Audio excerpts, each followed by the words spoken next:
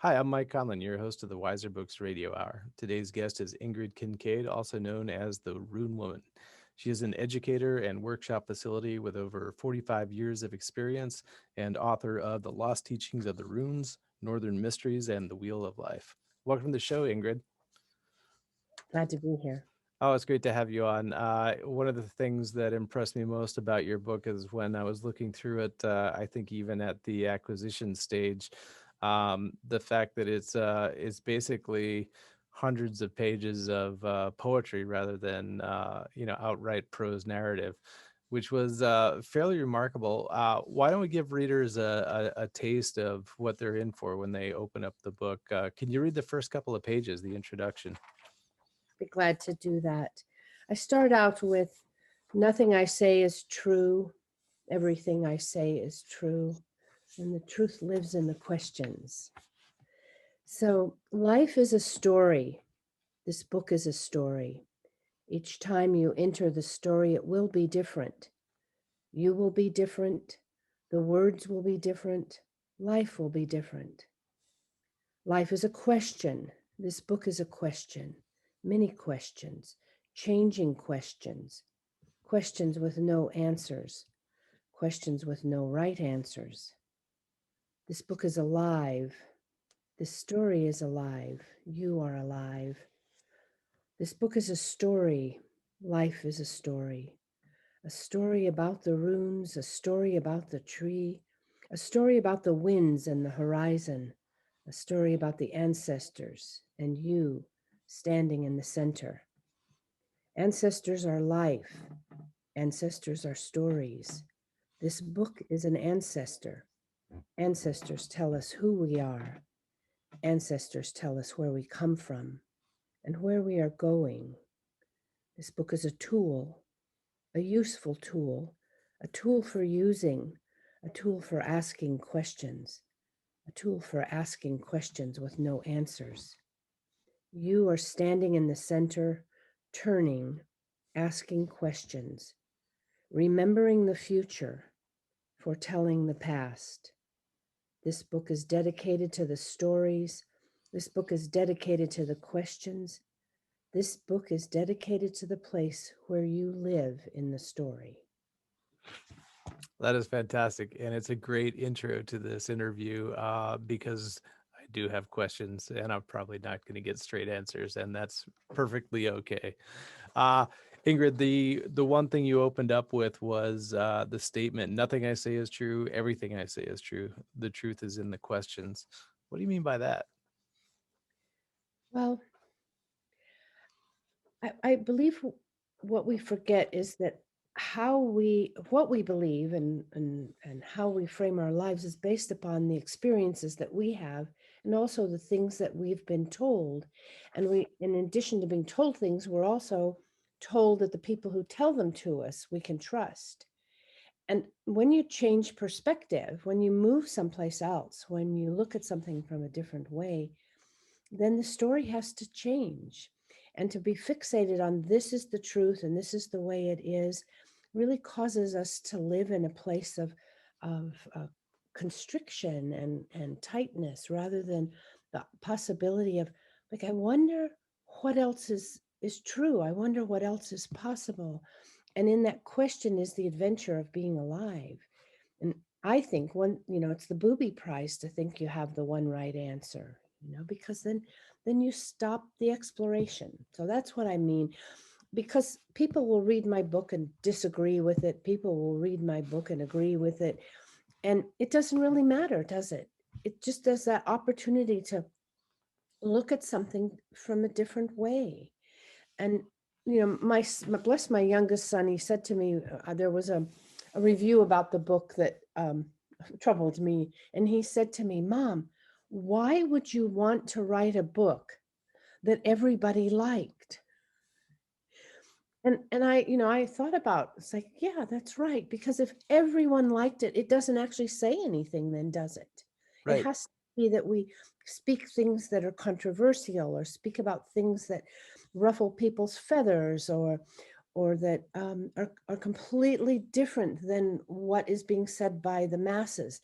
Why would you want to live your life so that everybody agreed with you or everybody, because there's no individuality in that. There's no, well, there's no aliveness in it. It's like saying everybody likes all the same food. I happen to really hate bananas. And then people say, how could you possibly hate bananas? I don't like bananas. And why should I, right? Why should everybody like bananas? And maybe that's kind of a simple example, but I just I really invite people not to live differently, to live with questions that you don't have answers to, and just keep exploring. So if I mean, the way that you are phrasing this right now seems to me, kind of in my ears, that you're coming across almost as an unreliable narrator in your own book. I mean, people are coming to you as an authority, but you're asking people to really take what you're saying with a grain of salt. And I'm wondering how, as a teacher and a writer, an author, that you kind of reconcile those two messages. Yeah. Well, we we we like to be told what to do. Most of us come from even from religious perspectives, where here's the book, there's the answer, chapter 2 verse 4 on this page, and if you just read this answer, that's the truth, and you're going to have it all. And if you stand on one leg and chew gum and look over your right shoulder and whistle, then that's the right way to do something. And if you're not doing it that way, it has to be the wrong way. So as a teacher and as a writer, what I invite is, this is an experience I've had. This works for me sometimes, but sometimes it doesn't. What works for you? I'm sharing my experience, but don't follow the rules because you believe that you have to follow them. It's not a formula. Life is not a formula. It's an ongoing dynamic relationship of being in the present moment. There can't be a rule or a fixated place that you go to that gives you the answer. That takes us out of our own accountability, our own consequence, our own responsibility to what's happening. And I really discourage people from following what I say or fixating on the book. Because that, to me, is absolutely in opposition to the way that I teach. So here's a suggestion, and if it doesn't work, try something else, because that's Right. what we have to do over and over again. And the last thing I want is like somebody following me like a guru or spouting my teachings as if I have an authority. I don't. I have a relationship. I look at the runes and the ancestors and the all the beings in life that are seen and unseen and human and more than human, and I look at relationship, and what I know about my relationship with one rune is perhaps very different than your relationship with that rune, just like it is with people. You see me here, I'm a writer, I'm a poet, I'm a grandmother, and I've shared that before. I ride a motorcycle. So if you know me riding a motorcycle, you're not going to necessarily put that together with me sitting here talking about poetry in a book about runes. And you can argue with someone about the Ingrid that you know, or the rune that you know, or the ritual that you know, and it's your experience, not theirs. Right. So one of the things that I found really remarkable in your book is, and you mentioned it in the introduction, is questions. Kind of typical for this kind of book, you'd get a question and then maybe some blank lines so that people could do some journaling. And that is very obviously not apparent in your book. You throw questions out there without providing a room for a reply. What is the function of questions in your book? Function of a question is to stop. That's what I invite you to do. When you come to a question, just stop. And yes, if you want to have a journal with you or some kind of note paper as you are reading and want to participate with the book, then write down what comes to mind for you in that moment from the question, and then move on to the next one. Sometimes when we write something in a book, um, it becomes stuck there, and the next time you read the book you go back to that same answer, but the answer's different because you're different. Different things have happened, so perhaps keeping them separate allows you to have the book be alive each time you read it and the question be new. And you might keep a whole stack of journals where you've answered the questions, but each one represents a little segment of time. Who was I? Where was I at the time that I made that I responded to that question? So to me, a question, and that's also why when you read the book, um, and working with the editor, I have to have space in the book there, not because you're responding, by writing as a journal, but space so that it's not just a whole page of text, but it's a page of short lines, and each line has a question that allows you to stop. So you're breathing with your book. Great. Um, Let me ask you a little bit about your writing style.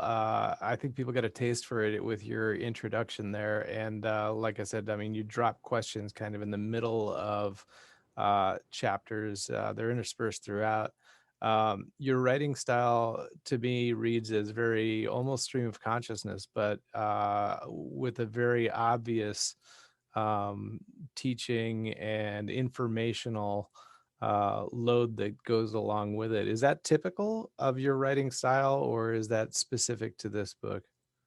It's typical to my writing style. I write that way. I do write stream of consciousness, and I do incredible amount of editing to go back, and to me words are really important. Every word has a vibration and a meaning, so they're chosen very carefully. Even though something has come through, it's more an essence of an idea or a vibration or a feeling, and then to go back and be very careful with the words that I choose. But my I would say I don't have a style as such. That was the challenge of working with Weiser and an editor and the whole process of publishing, rather than the first book that I wrote, which I self-published, was to ask you, however you want to speak about it, allow me to form the book the way it has to be formed. It can't follow. It doesn't have a introduction and a preface and all the things that most books do. It's poetry, and at the same time it's a workbook, and at the same time it's, like I say, it's an ancestor. It's a story. It's true. It's not true. The invitation also is almost hypnotic and cyclical as you read. I will repeat things, but not in exactly the same way, because to me it's like a song that's being sung, and more the melody that carries these words along. And so you'll come back again and again to, oh, didn't I just read that question? Well, no, it's a little bit different this time. And the can I just keep going? Yeah, please, absolutely.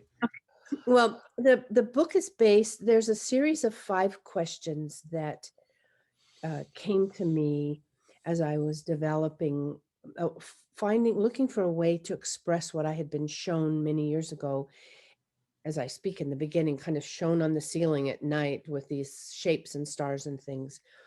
That when you stand in the center of this wheel, and I encourage people to have a staff or a stick or a broom, or I don't care, stand in the center with something that you hold that gives you that straightness, and you claim your integrity and your honor and your alignment. And then ask these questions. And the questions are, who am I? Where am I? What time is it? What do I need? And which way is the wind blowing? And they seem, you smile with that, because most people smile with the wind blowing place. But the beauty of that is that if you will always come back to the center of wherever you are in the moment, and just center yourself and ask questions like that. So if you started with what do I need, that's going to be determined by where you are and what time it is. And that's literal and also figurative.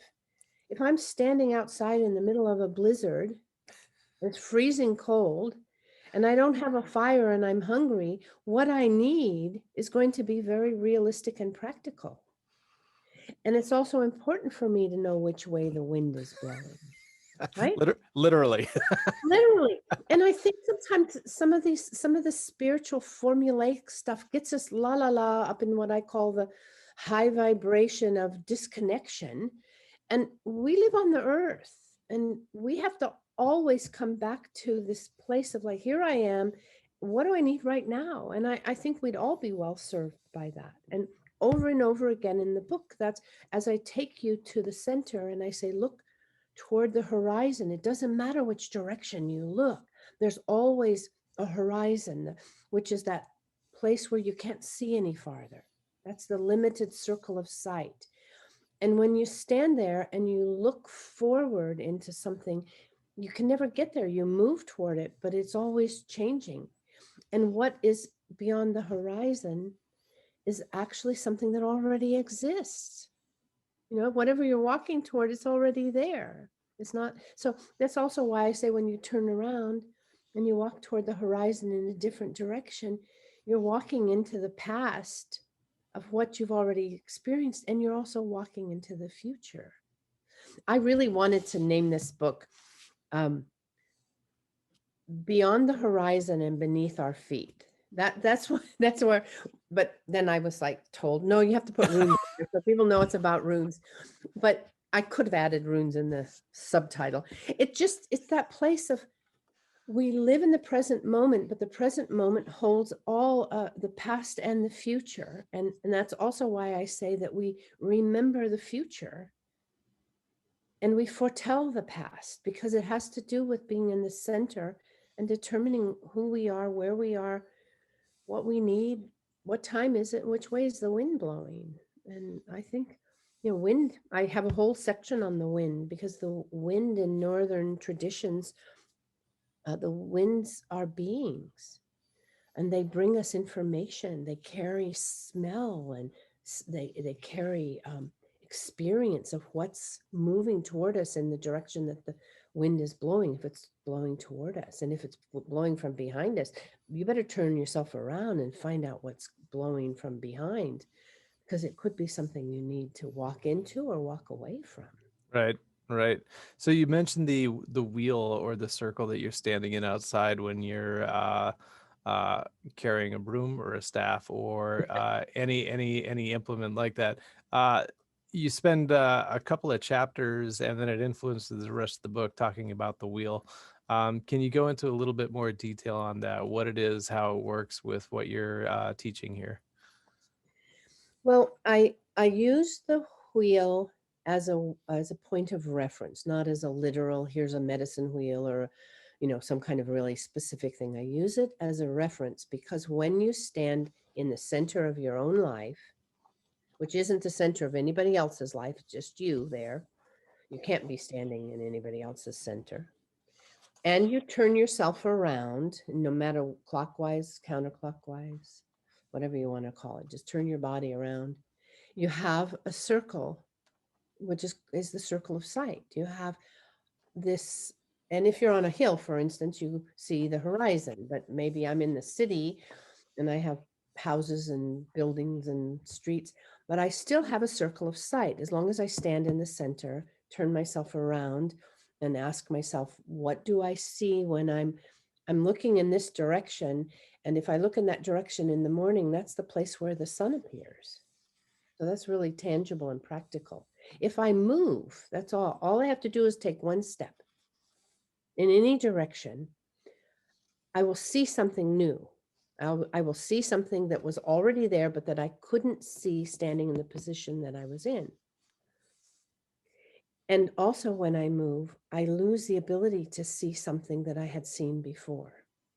And that's to me the whole principle of using the wheel as way for us to orient, and I talk about the word orient, to navigate, to find our place, practically, literally. And you can do that.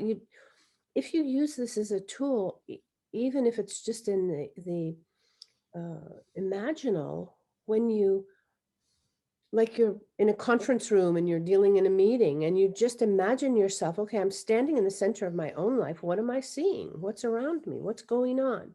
Because that's going to give you the information that you need as to how to move, or where to move, or how to be.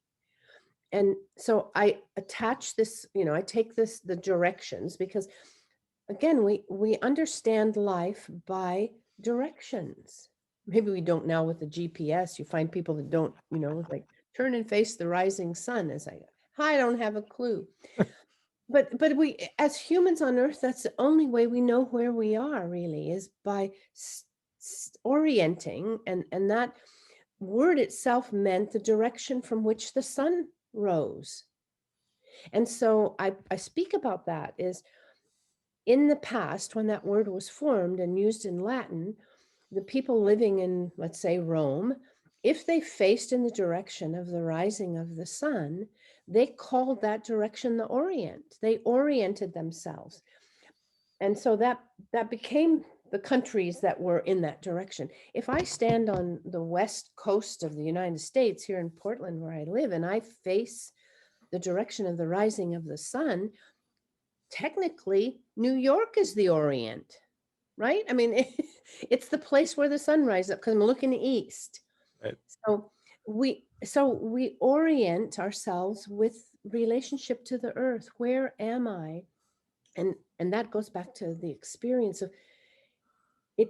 It can't be the same for everybody.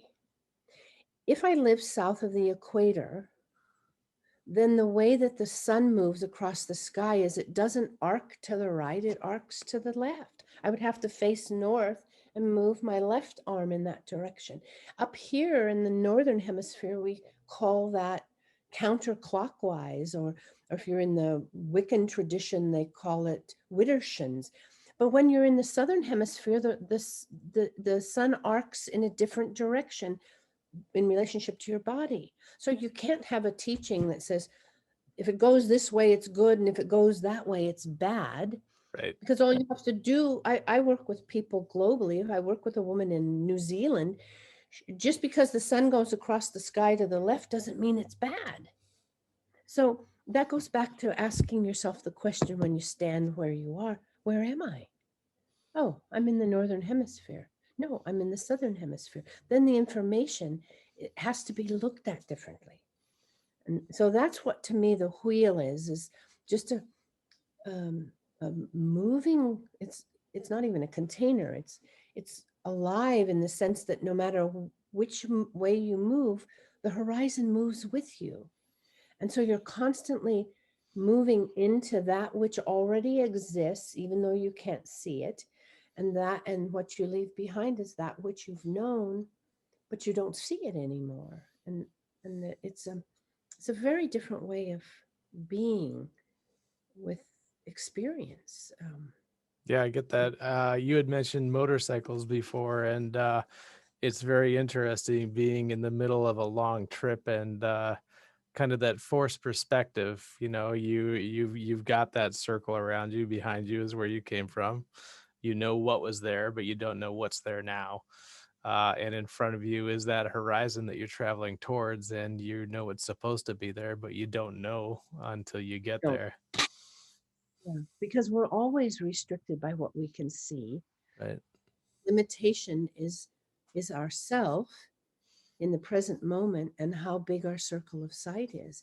And just to say something doesn't exist because we don't see it, it's like, well, the sun, thinking more in that indigenous land connected kind of people, without all the explanations that we have today. If you watched each at the end of each daylight period, you watch the sun disappear. That's really what happened. The sun disappears. And as you were watching the sun disappear, so that you can no longer see it, it's left your circle of sight. Behind you, darkness is rising up. We use this expression nightfall, but night doesn't fall. It rises up from behind you. And then you have to ask the question, well, where did the sun go? Do and so yeah, I can say, oh, it's, the earth is turning and all the scientific explanations and all of that. But the reality, it's just come back to the reality of I just saw the sun disappear. I just watched the sun drop into the ocean or into the mountain. Where did it go? I'm going to ask that question. And then the next morning, it's heralded. I can begin to see the light rising up, and then this beautiful being reappears. La. Yes, Exactly. and that's why people sang it. They sang to it. We can't really be sure it's going to come back tomorrow. I mean, you think you can, but that's that humbling place too of being humans are not it. We're just part of something that we think we understand, we think we control, and we don't. I mean, just look at how upset we get when we lose our power and there's a snowstorm and it's savage and it's relentless. We use all this language like the weather is personally out to get us. No, it isn't. And I talk about that in the book. It's like, this is about relationship with all that is. And yes, you might be without electricity or your tree might fall down, but it's not about you. So stop making it about yourself. Right, you know. right. And I think that that's what the runes teach us as well. They're indifferent. They're not a moralistic guideline of this is good and this is bad. Up is okay and down isn't, and light is good and dark is bad, which is what we tend to want to do. They don't care. And I say they because I see the runes as beings, as uh, primal vibrational beings that have signatures. They're not really interested in whether you built your house on the coastline and it's falling into the Pacific Ocean now. They don't care. Clumsy that you thought that you could build there and live there without something happening to your house. So let me ask you this: even though the book title might not have been the one you chose, and I know that our sales and marketing team demands stuff like, "Oh, it's a rune book; it needs runes in the title." Um, the actual section on the individual runes, as opposed to 50 other rune books out there, actually happens toward the end of the book. You Yes. mentioned that they are ancestors, that they are alive. You add, I think there's 33 in your book versus the traditional 28. Um, why don't you get into that just a little bit? Who are the runes? What teachings did we lose that we can regain? And yeah, why don't we riff on that for a little bit? Okay. I do put the runes at the back of the book. And one of the reasons for that is because I believe that even if you're not interested in the runes or you've never used them, that you can do the first part of the book and really gain benefit just from standing in the center and asking those questions. I believe that. So somebody doesn't have to know runes or even care about them to have value and benefit from this book as a tool. The runes that I put the runes at the back, and I use I use 33 runes, which are the 24 runes of the Elder Futhark, and then 9 additional runes that sometimes people have different names for them. Anglo-Northumbrian. I call them the runes of the giants, which the giants is kind of a sloppy term, but more about these older primal beings that are perhaps called the Jotun folk, the ones that are not the gods, not the high gods.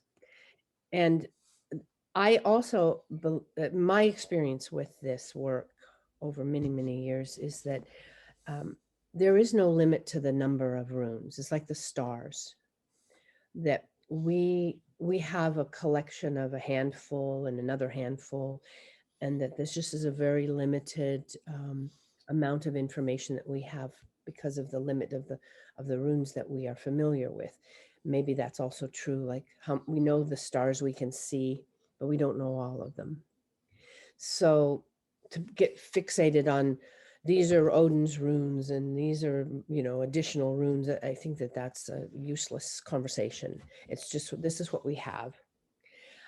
My sense with them is each rune marking, which in this particular system are straight lines, and those straight lines are pretty magical, because when you start looking at like this weaving of the cosmos, the web, they all intersect. When you start making these runes, they cross each other and intersect, and they begin to create these beautiful, amazing patterns. And it's not one dimensional, it's like crystals hanging. So the rune, they cross each other and form and inform each other.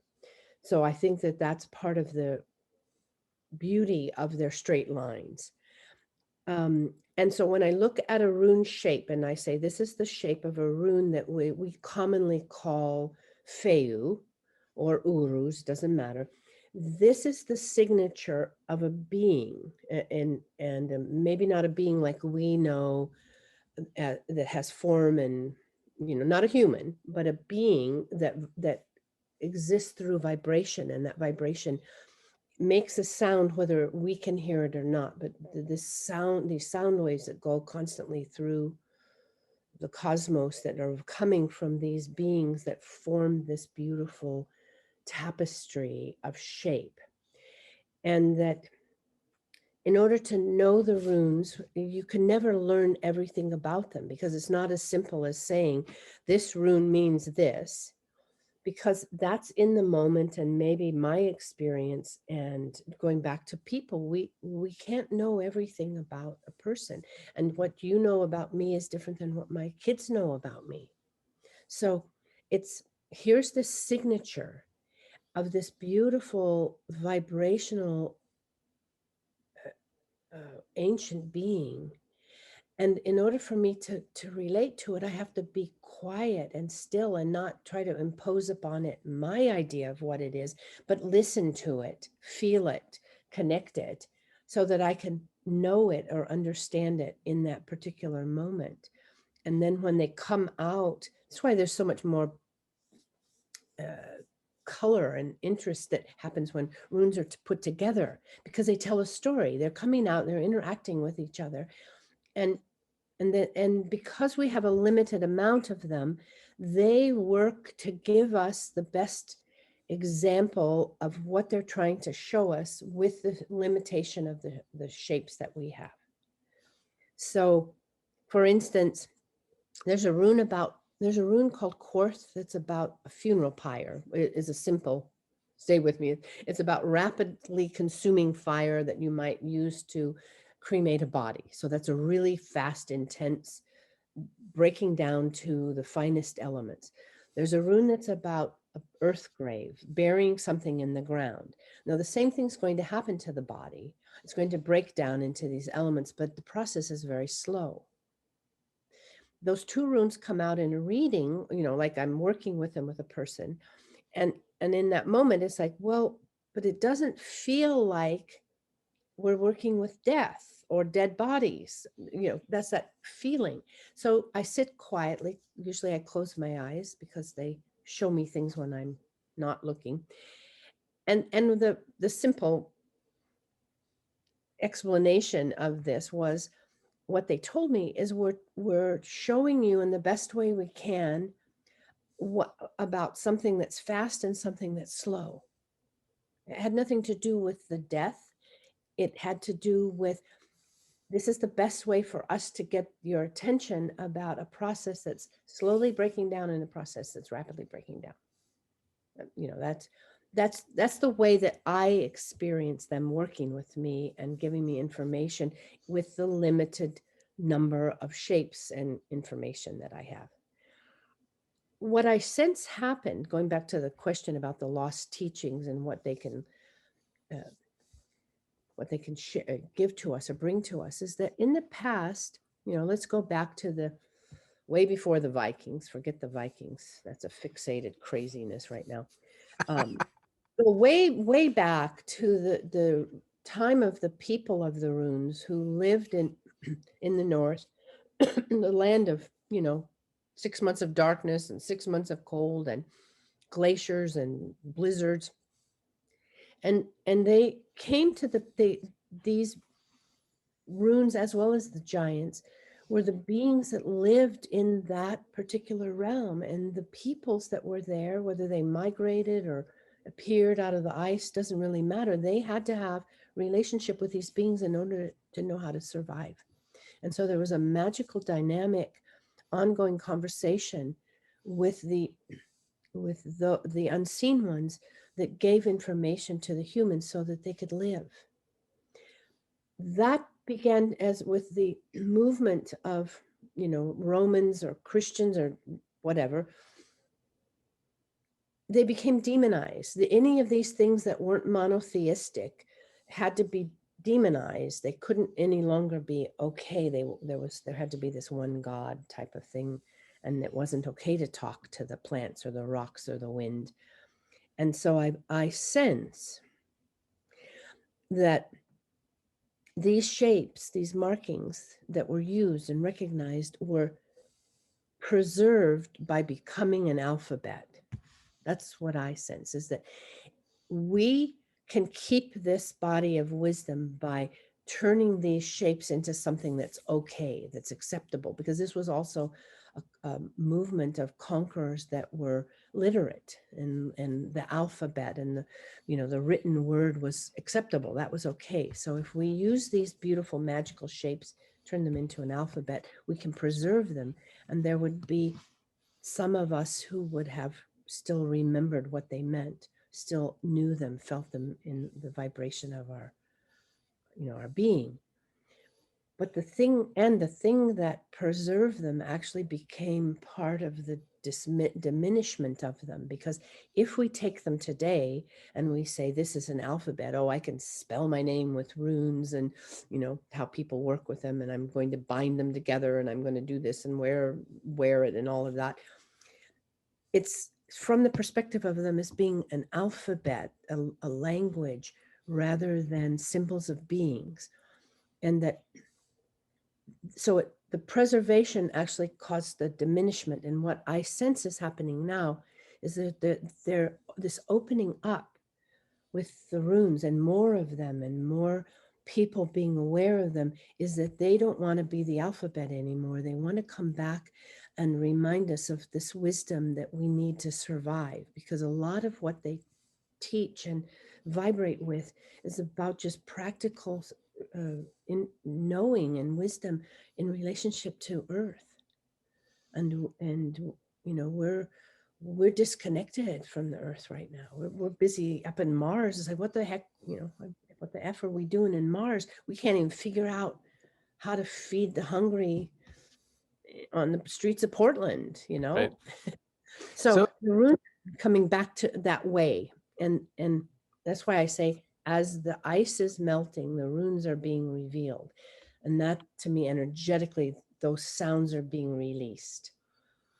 So let me ask you this. You said that the runes made it into the modern realm as letters, which is understandable and historical. Did some of the energy, did some of the power of those runes also translate through the ages to the modern alphabet? Oh, you mean like the alphabet we use? Yeah. I mean, on one hand, you've got kind of this the development of the alphabet, was at least either directly or partially influenced by the runes. If you go back to what you're talking about, obviously it was directly influenced. This is all kind of a language that has been preserved in the alphabet that is now being rediscovered. So aside from being kind of a memento from how powerful things were in the past, as beings in the past, is there any kind of power to the alphabet as we know it now? I'm not an expert in that, so my sense would be to say yes. I do believe that this whole thing about weaving and textiles and stories and text, there it's evident from so many different directions that there's power in not only the sound of the word, but there's power in the markings and the shapes, and that perhaps there's much more present in these simple letters that we use than what we are led to believe. I think it was James Hillman that spoke about the angelology of words, and that words are beings. And then if you think of a word as a being, then that word, once it's written down with these shapes, there has to be some kind of energy or essence that's kind of held there or fixed there.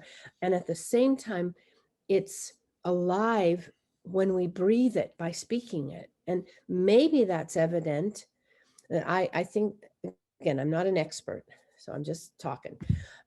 Looking at the ancient Hebrew language, for instance, and the Hebrew language had consonants, their marks were consonants, and then their vowels were breath. There were these little marks that were how you breathed between the consonants, and that they they could make different words from the same consonants and change it by the how they read it, because they spoke it into existence. So there is a spell in that, there is a magic in that. And I my sense is that many of these old cultures understood something that we've forgotten about, how to use these shapes, but not to be fixated on the mark itself, but to give us the way to breathe to vibrate the sound into existence through the breath. And that's then the power of the word as it is spoken based on the symbol. And that, and I do talk about that in my Runes Revealed book, about that when we read some of these things about the spirit, like in the Bible, where in the beginning was the word, and then the God said something, and the spirit moved across the surface of the watery deep, and that you can see sound as it vibrates the surface of the water. You can see the sound as well as hear sound. And that when water froze, did that sound get frozen there? And that then to me is also part of what the question is with the runes, that as the ice is melting, the sounds that were frozen in the ice in the glaciers, that information is being released. And it's not just the markings, it's how they were, the incantations, the singing of them, the sounds that were made. And it's not just, it's, to me, it's not just about the runes, and it's not about arguing historically about, well, did this alphabet come from that alphabet? And lines are lines and shapes are shapes, and we all had different experiences, and we had different gods and different beings, unseen beings, that were relative to our terrain, our climate, the food we ate. Of course, just like people are different, so then the way we would make the sounds and the way that we would recognize the shapes would be different, and yet it would be all part of like the global experience of us as humans living in the dynamic of the earth, not in control or in charge. I Got don't know it. if I No, answered your question. it actually did, in a long roundabout way, which anybody familiar with your book will recognize. There's never one straight answer, right? No, of course not. Which is part of the charm and kind of the deep knowledge in here. You mentioned, it's right in the title, first word, lost teachings of the runes. In one sense, that is uh, an understanding of the runes that we have lost, teachings of the runes that obviously we have lost. That is actually the title. And but I mean, what else have we lost? I mean, on page 68, you begin with a statement saying something along the lines of, "We're a people who have lost our way." Is that a direct reference to the runes, or is that more to do with kind of a general state of being? Both. It's both.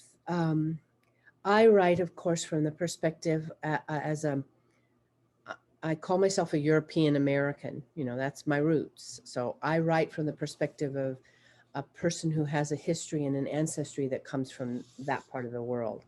But I also think globally, we are people who have lost our way. It doesn't matter where we live or what our heritage is. And the reason we've lost our way is because we've lost our connection to the earth. We have, unless we remember where we come from, and that's as simple as remembering that we do come from the earth, we're wandering around asking that, like the little kid's story, are you my mother, are you my mother? We're trying to find like who we are and where we come from. And I don't believe that that's just specific to us as Europeans, who are in a land that we came to that was inhabited by other people. um, to lose our way is also, it's, and I think it's bigger than that. uh, in order to stay alive, we have to consume, we have to eat. I think that anybody would agree with that. We have to eat in order to stay alive, maybe drink water too. If we are consumers, eventually we will be consumed, because the earth feeds us. When we hold the dirt in our hands, the dirt is the essence of something that lived before, that died and decomposed. And because of that death that's present in the soil, something else grows. And that ultimately, if we consume, we will be consumed, because our bodies go back to feed the earth. And that's that beautiful cycle of, there's no place to go except this constant return. When we come to this, we've lost our way because we're death phobic. We don't want to talk about that. We think of it as being a punishment or evil or whatever. But the bottom line is, your body will feed the earth. We can't live forever. We don't. Nothing does. And we've lost our way in that way. Not to be offensive to anyone, but to just use an example. Yeah, I'm always offensive to people. But it's like, and if you don't like it, don't listen to it. But let's take someone who lives a life of lifestyle called veganism. And I don't want to consume anything, and I don't want to kill anything. But the truth of that is, in the end, they will be eaten, because that's it doesn't matter. If you consume anything, you will also be consumed, and you are flesh. The earth will eat you. It does. Or you burn in a fire, and then that feeds the earth. That's also part of what I mean when I say we've lost our way. We somehow think um, that we can prevent everything from happening, and that we're not going to die. We don't even use the word. They passed away, or they transitioned, or it's like, no, your body just goes back to the ground. The worms eat it, the whatever bugs, and you become the soil. And that's the beauty of that one rune, the ancestor rune called Otila, where I say, you live long enough on the land, and you grow an apple tree in the grave of grandpa. You eat grandpa when you eat the apple. That's plain and simple. Thank Sure. you, grandpa. And nobody wants to, it's not nobody, but that's what I also mean. It's like, we're one, and these are the teachings of the runes. I get adamant and excited about it because I love what I do. This is what the runes teach us. Here's the Bear Kana rune. She's the loving mother, and well, the mother in nature eats her young if she needs to. If they're defective, she'll kill them very often, or she'll stop reproducing if there's a time of famine, food shortage. She won't reproduce, or she reproduces and eats so that she can refeed herself. So that rune isn't about it. It's about mothering, but it's the whole of the mothering, which is the mother will eat her young when she needs to, and that doesn't mean she's not loving and nurturing and all of that. The truth of life is, she gives birth, and these things die, whether she eats them, kills them, or they die on their own. Sure, there's a finite amount of resources on the earth, so you know And it's a cycle. we're breathing the breath of dead people. We're eating dead people. I like to say we drink Cleopatra's bathwater, Perfect. Yeah, absolutely right? we It's do. the same. I mean, billions of molecules of water passing through us every day. There's got to be some. And it's the same water. It Yeah, doesn't go anyplace. It right, just gets right, to be used. So I believe that's also the gift that the runes can give us because they come from a people who lived in a climate and a time where their lives really they understood and they knew that their lives depended upon their relationship with nature. The thing that's wrong today is we've forgotten that. right, We think that we're in control and that we can manage everything. And we're more at risk than they were. Because if you just lose your electricity, look at Texas recently, within a few hours, you don't have any water. And if you don't know where your water comes from and you can't get water as a resource or clean water, you're in trouble. So our danger in that, in the sham and the artificiality of our modern societies, we're hugely at risk. They understood what the wolves, when the wolves howled, what that meant, or how to bring fuel in, or how to store food. We don't.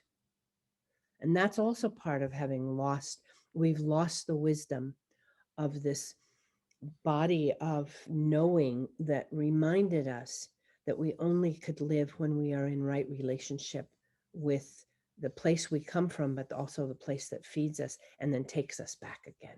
right. I hate to get this has been fantastic. I really hate to get mundane. But let's circle back to the book. Not that we haven't not been discussing the book, because all this is part and parcel with what you're writing about here. But for those readers who are specifically interested in the book, do they have to have previous exposure to the runes? Is this something that they could pick up as a rank beginner who are unfamiliar with the runes at all? Yes, absolutely. Because there are all the runes listed in the back with the poems I've written and brief explanations. Not this is what the rune means, do this, but just in general, invitation to here's some of the concepts of this rune. You can read the first part of the book and work with the wheel without even knowing anything about the runes, because it's a tool to use for living in relationship to who you are, where you are, and what you need. That you don't have to even be interested in the runes. I Uh, I say that really sincerely. Um, well, it's pretty obvious the structure of the book. It takes a while to get to the runes, and uh, it's really amazing reading what leads up to that. It seems to integrate pretty flawlessly once you get there. thank you.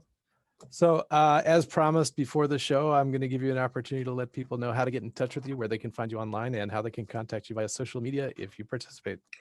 The easiest way to find me online is use my name, Ingrid Kincaid. Should I spell that? Let's Should I see. I got spell it up Ingrid? here. No, I think everybody's It, got it. my, It's my web my website is ingridkincaid.com. That's plain and simple. Some of the other things point to my website, but if you just look up ingridkincaid.com, it has all the information. I do have a presence on Facebook, also Ingrid Kincaid, and I have a page on Facebook that is the Rune Woman, Ingrid the Rune Woman. So the easiest way is to go to my website and say contact Ingrid if they have questions or want to get more information.